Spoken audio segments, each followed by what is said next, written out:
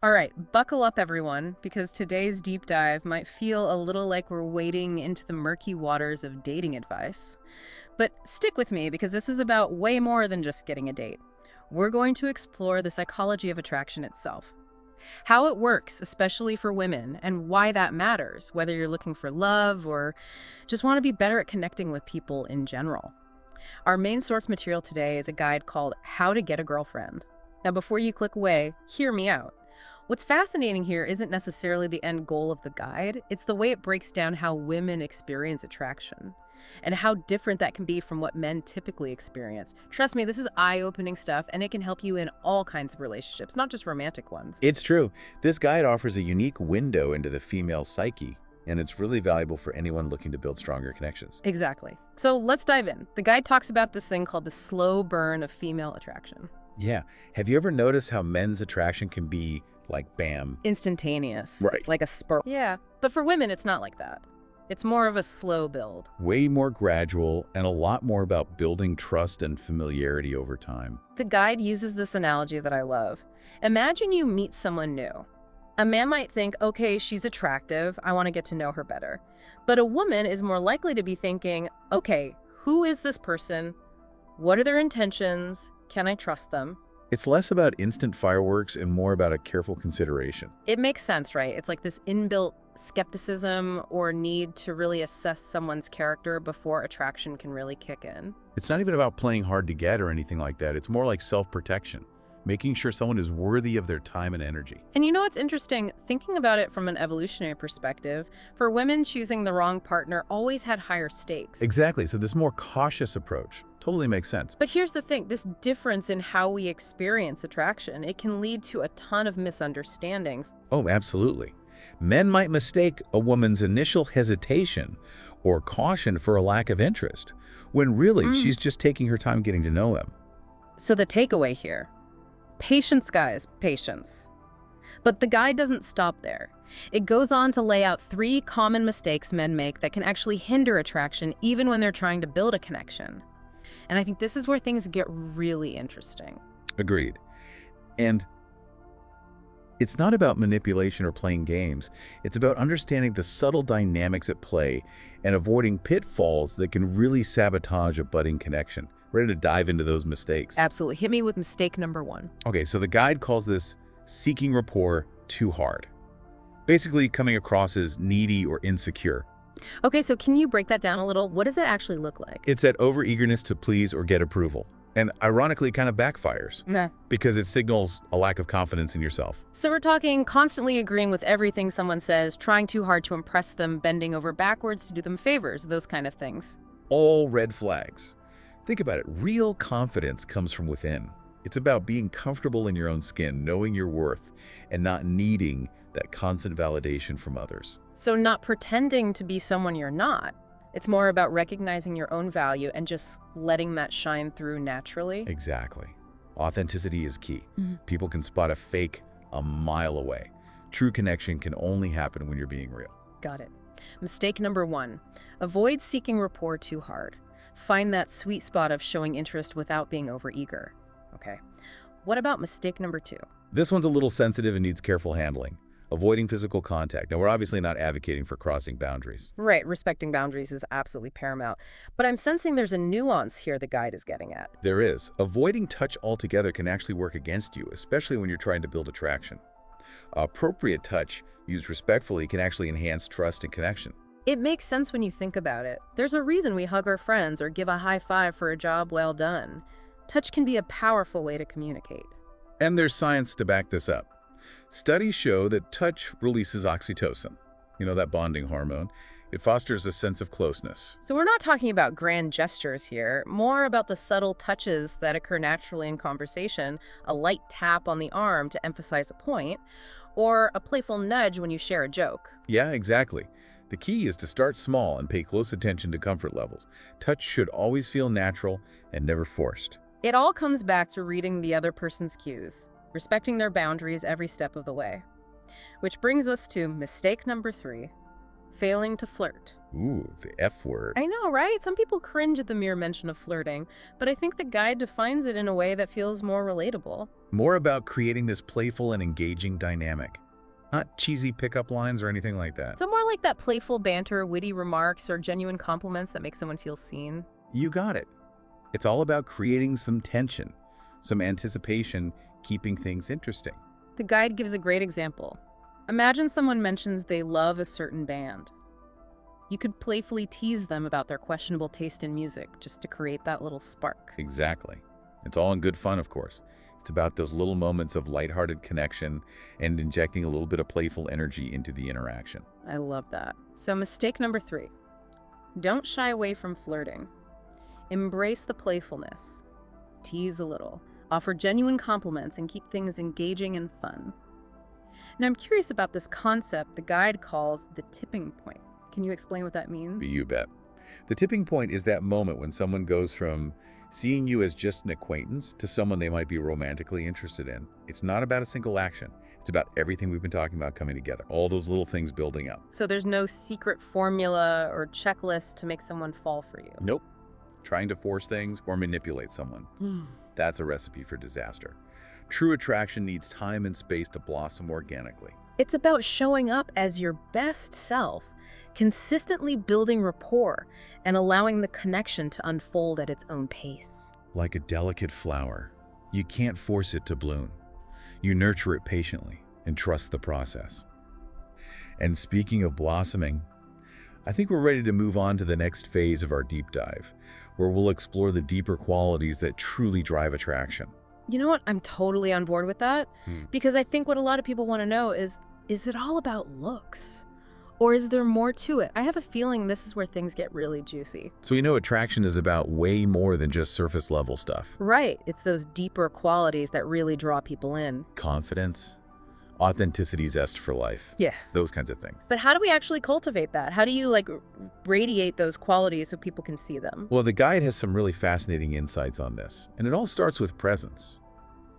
But not just showing up physically. Right. It's more than that. It's about a deeper level of engagement, really being there with someone. I can see how that makes a difference. When you're truly present, you're more attentive, responsive, engaged in the conversation. And that's what makes you magnetic. Yeah. But let's be real. It's tough these days, right? It is. There are distractions everywhere. Exactly.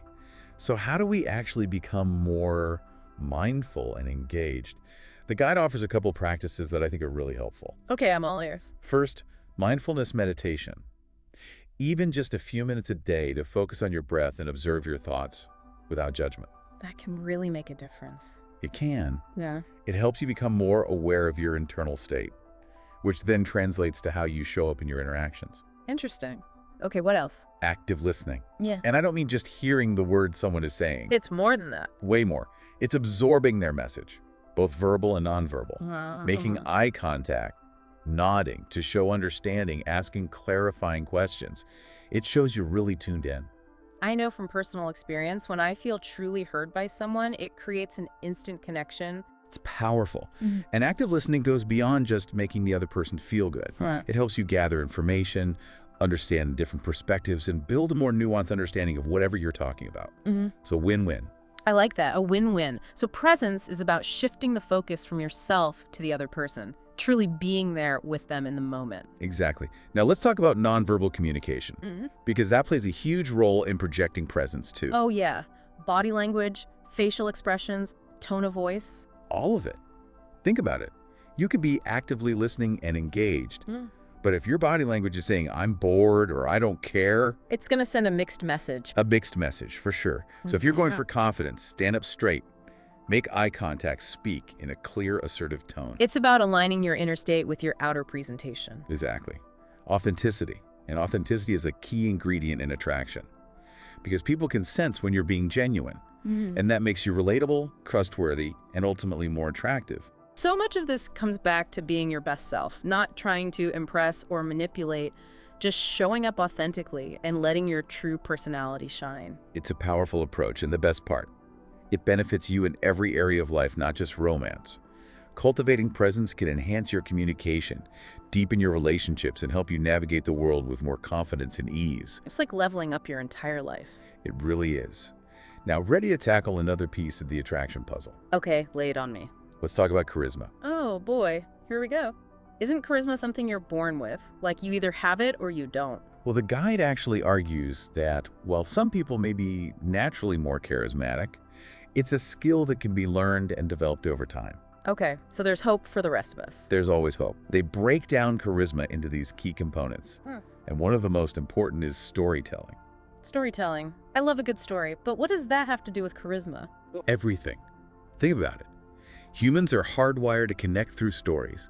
They help us relate on an emotional level, make information more memorable, and really engage our imaginations. So charismatic people are good storytellers. They are. They use anecdotes and experiences to make their points more relatable and draw people in. Instead of just bombarding people with facts and figures. Exactly.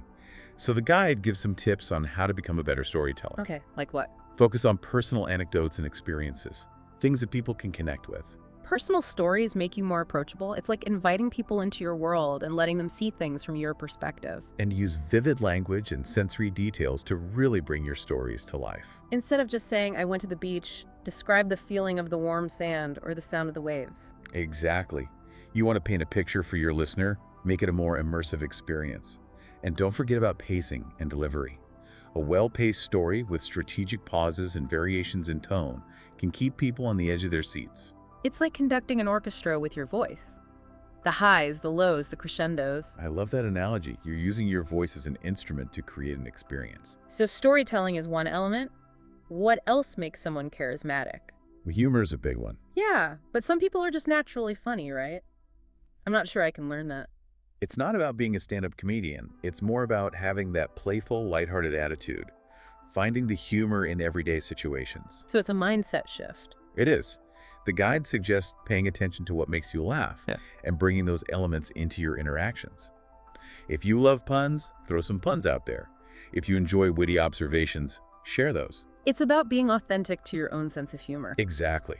Find what works for you. Yeah. And remember to be mindful of your audience. Tailor your humor to their sensibilities. Good point. So we've covered presence, storytelling, humor. Anything else? Oh, yeah. Passion and enthusiasm. Oh, I get that. When someone's truly passionate about something, you can't help but get swept up in their energy. It's contagious, right? Charismatic people often have that infectious passion for their work, their hobbies, their beliefs, and it shows. It shines through in their words, their actions, everything they do. It's like they have this inner fire that ignites everyone around them. Yes. And the guide really encourages readers to identify their own passions and let them shine through in their interactions. Share your excitement, your knowledge, your enthusiasm with the world. And it doesn't have to be some grand thing. It could be gardening or cooking or a particular band you love. Whatever lights you up. Find that spark and bring it to every conversation. So much of this is about bringing your full self to the table. It really is. Okay, ready for the big one. Hit me with it. Confidence. We've touched on this throughout our conversation, but I think it deserves its own moment in the spotlight. It does. Because confidence is the foundation upon which all those other qualities are built. When you believe in yourself and your abilities, it just radiates outward. Easier said than done, though, right? Some people struggle with confidence. True. But it's not about arrogance or boasting.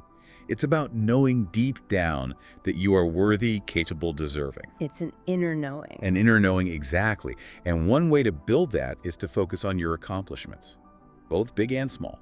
It's so easy to focus on our shortcomings. I think we forget to celebrate our wins. That's why it's so important to acknowledge those wins, no matter how small. It shifts your perspective. And the guide also recommends stepping outside of your comfort zone, trying new things. Facing those fears and coming out stronger on the other side. Exactly. Yeah. Every time you do that, it reinforces your belief in yourself. And don't forget about your environment, too. So important. Surround yourself with positive, supportive people who believe in you. Like a cheerleading squad for your soul. I love that. Okay, ready for the final piece of the confidence puzzle? Bring it on. Cultivate a positive mindset. A positive mindset can make you happier and more attractive to be around. But maintaining that can be challenging. It takes practice. It's a journey, not a destination. How do we even get started? The guide recommends gratitude journaling, taking just a few minutes every day to write down what you're grateful for. It's so simple, but I can see how that could shift your focus. It can. And surround yourself with positive influences too. Inspiring books, uplifting music podcasts like this one. We try our best. You do great. And Don't neglect your physical health either. Exercise healthy, eating enough sleep. It all contributes to a more positive mindset. It's all connected: mind, body, spirit. Exactly. And remember, building a positive mindset is a journey, not a destination. It's about those daily choices to focus on the good, appreciate the present moment, and embrace the beauty of life. So much of what we've talked about isn't about tricks or manipulation. It's about cultivating inner qualities and letting your true self shine. Beautifully put. When you do that, you naturally attract the right people and experiences into your life. You illuminate the world with your unique gifts. Okay, so we've talked about presence, charisma, a positive mindset. What else is there? Did we miss anything? Well, there's one final piece I think ties everything together beautifully. Embracing your individuality. Okay, I'm intrigued. Tell me more. We live in a world that's constantly telling us to conform, to fit in, to chase this ideal. But true attraction comes from embracing what makes you unique. So often we try to hide our quirks or downplay our passions, but the guide says those are the things that make us interesting. They're your superpowers, your secret weapons in the game of attraction. It's about owning those things, letting your true self shine through. Exactly. And when you do that, it radiates confidence and authenticity, which draws people in. Letting go of the need to be perfect and embracing the beauty of imperfection. Perfectly imperfect. I love that. Because your flaws, your vulnerabilities, those are part of you too. And often those are the things that make you most relatable and endearing. It's about being comfortable in your own skin, quirks and all. Yes. And this isn't about being loud or trying to be the center of attention. It's a quiet confidence that comes from knowing who you are and being comfortable with that. Letting your light shine brightly and trusting that the right people will be drawn to it. Beautifully said. So as we wrap up this section on charisma, what's resonating with you the most? You know, as I think back on all of this, it's amazing how this isn't really about getting a girlfriend at all. It's about becoming the best, most authentic version of yourself.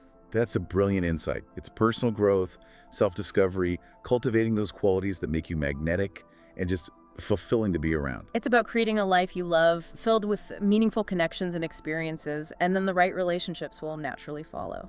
I couldn't agree more. That's the power of understanding attraction. It's not just about romance. It's about mastering human connection and creating a life that is rich, vibrant, full of love. Okay, so we've unpacked the secrets of presence, charisma, and a positive mindset. We've learned about authenticity, embracing our individuality, and building genuine connections. But there's this one last concept the guide introduces that I think ties everything together: the tipping point. The tipping point. This is where things get really exciting. It's that moment when someone shifts their perception of you, when they start seeing you as more than just an acquaintance.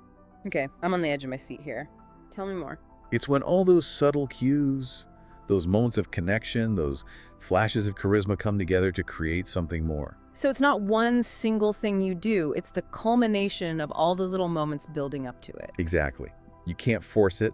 It's not something you can manipulate.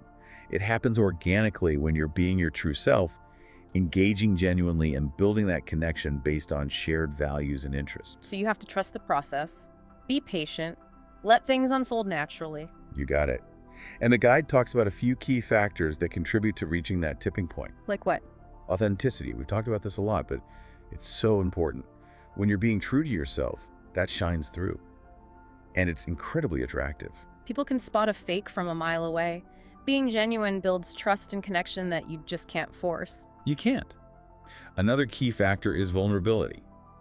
Being willing to let your guard down and share your thoughts and feelings openly.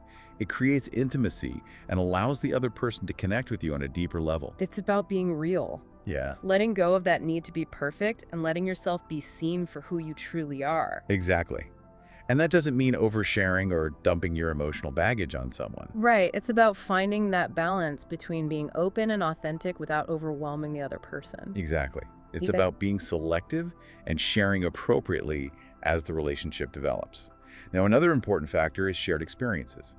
Doing things together creates a sense of connection. You build memories that you can share and reminisce about later. Going to a concert, trying a new restaurant, taking a walk in the park. Even simple things like that. It's about getting out there together and creating a shared history. And it doesn't have to be elaborate or expensive. It's the quality of the time you spend together, not the quantity or the cost. You got it. Okay, ready for the last piece? This one might make some people squirm a bit. Physical chemistry. And this doesn't mean you have to look like a supermodel or anything like that. It's more about that spark, that undeniable magnetism that draws you to someone. Yes. And it's often a combination of factors. Physical appearance, sure. But also body language, pheromones, even the way someone smells. It's complex. It is. And you can't control who you're physically attracted to. But you can enhance your own attractiveness by taking care of yourself, dressing in a way that makes you feel confident, and to paying attention to your body language. It's about putting your best foot forward. Exactly. But remember, reaching the tipping point doesn't guarantee a relationship. Right. It's just the beginning. It means there's potential there. It's a green light to explore a deeper connection. But it's up to both people to nurture that connection, build trust, and see where it leads. It's about fanning that spark into a flame. I love that analogy. As we wrap up this whole tipping point concept, what are your main takeaways? It's not something you can force. It happens naturally when the pieces align. Authenticity, vulnerability, shared experiences, and that spark of chemistry. Trusting the process. Huh. Being patient. Letting the magic unfold in its own time. Exactly. And enjoying the journey, embracing the unknown, and seeing where it leads you. Maybe it leads to love. Maybe it does. Maybe. So we've covered a lot of ground in this deep dive. We've explored the secrets of attraction, the power of presence, the art of charisma, and this whole idea of the tipping point. But is there anything else the guide covers that we haven't touched on yet? Actually, there is. And I think it's a great way to bring everything together. The guide talks about this idea of creating a love map. A love map. I like where this is going. Tell me more.